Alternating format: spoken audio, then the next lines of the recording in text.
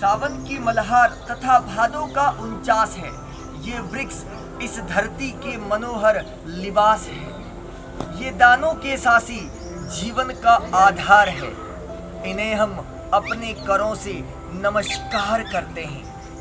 जी हाँ, वीरों की धरती, दुर्ग गाथाओं की धरती, जिनके रोम रोम में सैनिकों ने सींचा है अपने रक्त से, वह धरती राजस्थान की धरती, जहां पर जोधपुर के अंदर एक बहुत बड़ी प्रेरणादायक घटना घटित हुई थी। हम अपने लिए तो जीते हैं, परंतु वे लोग जो पेड़ों के लिए जीते हैं, अपना जीवन पेड़ों के लिए यापित करते हैं, पर्यावरण के लिए जीते हैं, तो उसी से जुड़ी घटना जोधपुर जिले से, जोधपुर के खेजड़ली गांव, जहां पर अमृता देवी बिश्नोई ने अपने प्राणों की आहुति दी थी पेड़ों की रक्षार्थ के लिए। क्योंकि पेड़ हमारे धरोहर है। लाखों लोगों का जीवन जो है वह पेड़ों पर आधारित है। तो पेड़ हमें जीवन देते हैं, पेड़ हमारे रक्षक है, पेड़ हमें देते हैं प्राणवायु, पेड़ हमें देते हैं छाया, पेड़ हमें देते हैं फलदार, पेड़ हमारी अमूल्य धरोहर है। कहा जाता है सिर साठे रुक रहे तो भी सस्तो जान। यदि हमारे शीश भी कट जाए तो भी पेड़ रहना चाहिए, क्योंकि ये पेड़ लाखों लोगों को जीवन देने का कार्य करता है। तो इन्हीं पेड़ों की धरती जोधपुर की धरा से, और जोधपुर की धरा पर एक युवा जिसकी उम्र महज 15 साल का युवा, मन में दृढ़ संकल्प, मन में आत्मविश्वास कि मैं मेरा जीवन केवल और केवल पेड़ों के लिए खर्च करूंगा, केवल और केवल अपनी सारी शक्तियां, सारी ऊर्जा पेड़ों के लिए, पर्यावरण के लिए जीना चाहता है। मन में ऐसा दृढ़ संकल्प लिया। वीरान भूमि, चारों तरफ केवल पहाड़ियां, बंजर भूमि जहां पर दूर दूर तक कोई पेड़ नजर नहीं आ रहा था। मन में सपना ले लिया कि इस वीरान भूमि पर बहुत सारे वृक्ष लगाऊंगा और ये वृक्ष लाखों लोगों के लिए प्रेरणा होंगे, उनके लिए मददगार होंगे। ऐसा संकल्प लेकर एक युवा निकल पड़ा था मंजिल की ओर। किसको पता था राह में बाधाएं आने वाली थी, पर हार नहीं मानूंगा, संघर्ष करूंगा और इसी संघर्ष के आगे, इसी संघर्ष के चलते मंजिल के उस कारवे तक पहुंचूंगा जहां पे लक्ष्य मिलने वाला था। तो इन्हीं लक्ष्यों को लेकर युवा चल पड़ा अपने घर से। दिन ढलते जा रहे हैं, रातें गुजरती जा रही है और इस प्रकार से दिन बीतते गए, महीने गुजर गए, वर्ष गुजर गए, उम्र बढ़ती गई, जिम्मेदारियां बढ़ती गई। देखते ही देखते एक वीरान जंगल, एक वीरान भूमि, एक बहुत सारी प्रकृति की सौंदर्यता को दिखाते हुए एक मनमोहक दृश्य बन गया, एक रमणीय दृश्य बन गया। और वह रमणीय दृश्य जो बेजुबां पक्षियों के लिए काम आ रहा है, वह रमणीय दृश्य हम लोगों के लिए काम आ रहा है। ये पेड़ जो बेजुबां है, परंतु ये पेड़ हमें श्वास और हमें बहुत सारी चीजें ये हमें देने का काम करते हैं। तो एक ऐसी धरती को बनाने का कार्य, यहाँ पर इस प्रकृति के सुंदर कार्य को करने का कार्य एक युवा लेकर जब बढ़ रहा था, बहुत सारी कठिनाइयां आई, बहुत सारे यहाँ पर मंजिल तक पहुँचने में बाधाएं आई, पर डिगा नहीं। वो राह जरूर कठिन थी, परंतु जिस राह पर चल रहा था वहां पर पहले अकेला ही चला, पर जैसे जैसे चलता गया लोगों का कारवां खुद ब खुद जुड़ता गया। लोग जुड़ते गए, लोगों के सहयोग से हिम्मत जुटी और कार्य करने की प्रेरणा मिली। और जैसे जैसे कार्य करने की प्रेरणा मिल रही थी, वैसे वैसे कार्य बढ़ता जा रहा था। और जैसे कारवां बढ़ता है तो मंजिल की ओर बढ़ने के लिए बहुत सरलता मिली, बहुत आसानी मिली। यहाँ तक कि अपनी स्वयं की शादी के अंदर भी 21 पेड़ पौधे लगाकर अपने एक नए जीवन की शुरुआत करने वाला, और वह युवा कोई और नहीं, जोधपुर की धरा से, उस पावन धरा से जहां पर खेजड़ली की गाथा गाई जाती है, वहीं से सुभाष गहलोत, उस शख्सियत का नाम उस पर्यावरण प्रेमी का नाम जिसने सावित्रीबाई हर्बल पार्क, इतना भव्य सुंदर, जो माता के थान पर बसा एक रमणीय स्थान है जहाँ पर लोग आते हैं, घूमते हैं और अपनी जीवन का वहाँ पर गुजारा कर रहे हैं, इस प्रकृति के साथ खेल रहे हैं, हंसते जा रहे हैं। तो यहाँ पर यही चीज सुभाष गहलोत के द्वारा बसाई गई है। एक वीरान भूमि, एक बंजर भूमि, और इस बंजर भूमि को रमणीय और प्रकृति की सौंदर्य देने की मिसाल जो कायम की है सुभाष जी गहलोत ने। तो आज हम सुभाष जी गहलोत से जानना चाहेंगे कि ये प्रेरणा उनको कैसे मिली, किस प्रकार मिली और इसकी शुरुआत उन्होंने किस प्रकार की। मैं 1992 के अंदर विशाखापट्टनम में अखिल भारतीय स्तर पर खेलने गया था।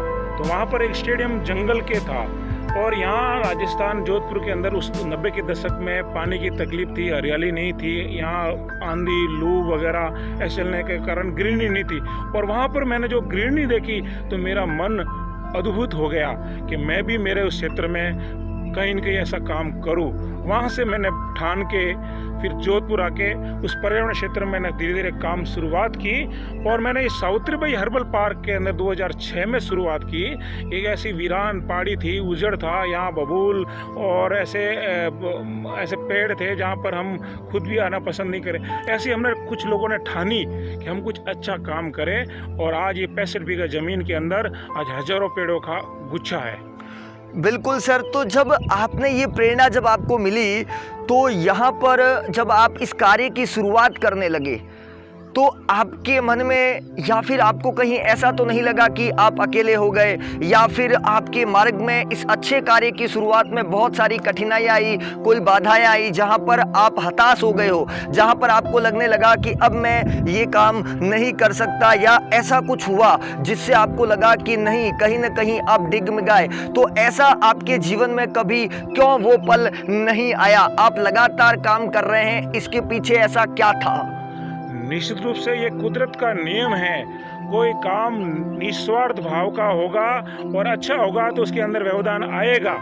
ये एक प्रकृति का नियम है और वो प्रकृति को मैंने वो झेला है। और इस प्रकार जो मैंने अच्छा काम शुरुआत की तो कई तरह के लोग आए कि ये पेड़ तो एक ही काफ़ी है, इतने पेड़ लगाने कहाँ हो सकता है, और कई लोग उखाड़ के ले गए, नल तोड़ के ले गए और उनकी ऐसा दे। लेकिन हमें एक दृढ़ निश्चित था कि मुझे इस जगह को हरितम करना है, कैसे भी सर्दी गर्मी बरसात कैसा भी हो, लेकिन मैंने जो सपना सोचा है उस सपने को एक ऐसा जोधपुर के लिए रमणीय स्थान देना है। बिल्कुल, तो सर आपने इस बंजर भूमि पर अभी तक क्या क्या कार्य कर लिया है और आप आगे क्या क्या करने जा रहे हैं इस वीरान भूमि को जिस प्रकार आपने पर्यावरण की सौंदर्यता में बदलने का कार्य किया, तो आपका भविष्य के अंदर यहाँ पर क्या क्या योजनाएं जो अभी तक आप पूरी नहीं कर पाए परंतु प्रयासरत है, लगातार आपका संघर्ष जारी है और आप अपने मुकाम तक पहुँच कर रहेंगे, तो ऐसी कौन कौन सी योजनाएं और आपके क्या सपने हैं जिनको आप पूरा करना चाह रहे हैं? ये हर्बल पार्क 65 बीघा जमीन के अंदर फैला उजड़ पहाड़ी थी